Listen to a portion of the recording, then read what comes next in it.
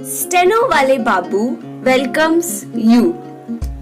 Shorthand dictations in male and female voice from all sources like magazines, speeches, and editorials at various speeds up to 120 WPM for various departments like SSC, DSSSB, CRPF, Delhi Police, etc.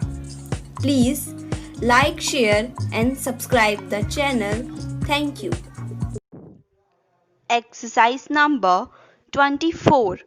Sir, it had been further argued on behalf of the defendants that under Section 34 of the Specific Relief Act, the plaintiffs must have a direct interest and entitlement over the property for which the declaration is sought.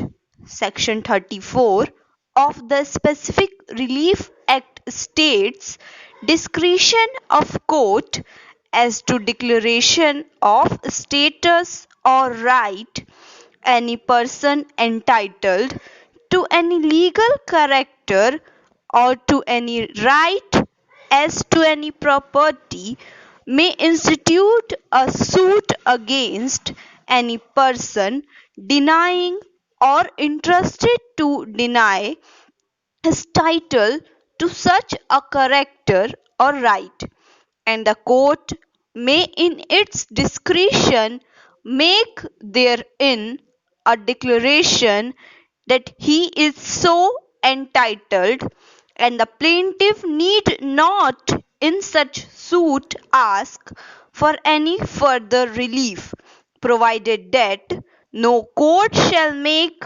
any such declaration where the plaintiff being able to seek further relief than a mere declaration of title omits to do so. In the present case, the plaintiffs are not seeking a declaration that they have a beneficial interest. A derivative action is sought only for the beneficial interest of the second defendant.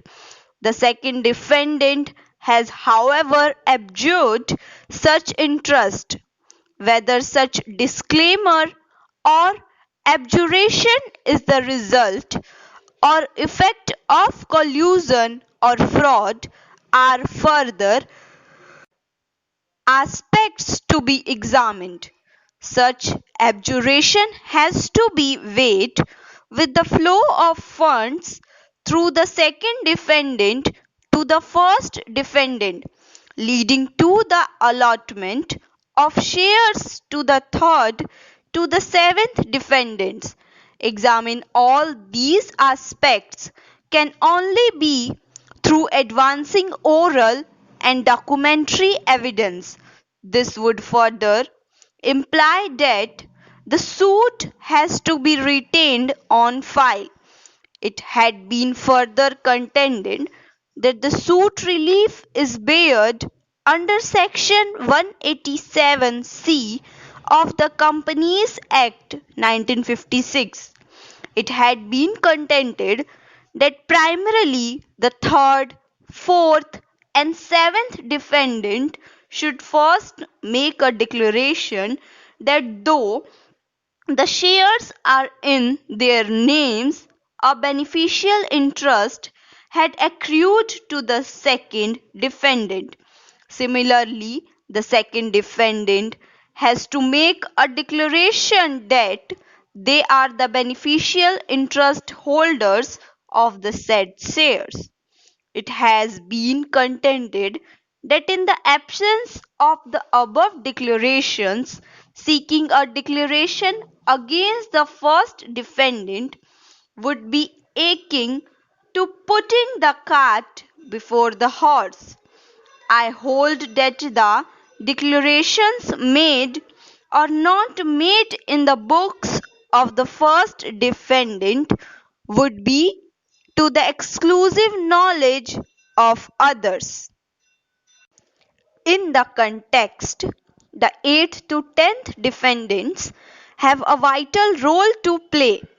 Evidence is necessary from their end to disclose facts and to subject themselves to a cross-examination on all these aspects. The plaintiffs have pleaded the facts to their knowledge.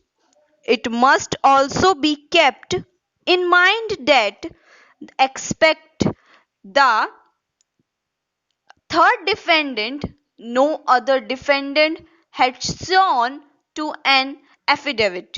Questions raised by the plaintiffs remain unanswered, and trial is the answer to determine the actual facts. I hold the plaintiffs cannot be non-suited at the threshold. The suit is only at its early stage. It still has a rough course to clear. The relief sought may be superfluous, but if the plaintiff discloses a cause of action and if the plaintiffs are prepared to battle out the issues at the time of recording the evidence, then again they must be afforded such opportunity. At this stage, the plaintiffs have come to court primarily claiming a declaration as against the first defendant. Whether the third, fourth, and seventh defendants on the one hand and the second defendant on the other hand have made declarations in accordance with the provisions of either section 187C or section 89 of the Companies Act 1956 or 2013 are facts to the exclusive knowledge of the first, second, third, fourth, and seventh defendants and also the eighth defendant. The plaintiffs could never have had access to the records of the first defendant. The queries raised in the pre-suit notices have not been answered. Consequently, they have sought a declaration only against the first defendant.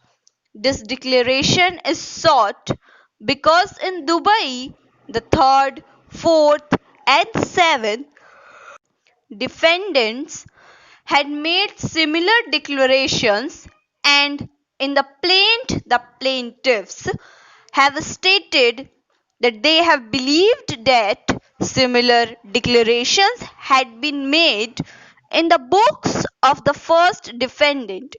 This statement of the plaintiffs has to be tested further through oral and documentary evidence. Consequently, I am not in agreement with this contention raised by the defendants. Trial is the answer to settle facts.